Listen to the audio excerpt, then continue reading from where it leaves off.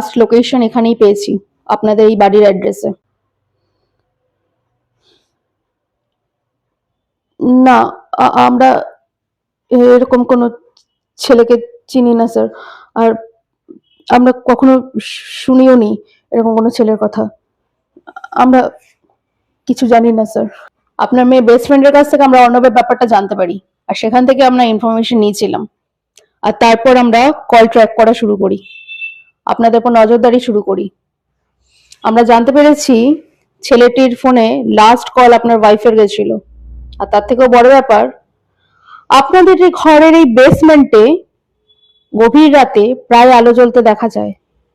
কি করেন স্বামী স্ত্রী গভীর রাতে বেসমেন্টে? স্যার, আপনি এসব কি বলছেন? আর কেন বলছেন আমি বুঝতে পারছি না।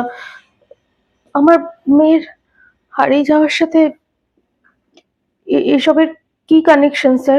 এই, ঘর সার্চ করো। সার্চ ওয়ারেন্ট আছে আমাদের কাছে, একদম বাধা দেওয়ার চেষ্টা করবেন না।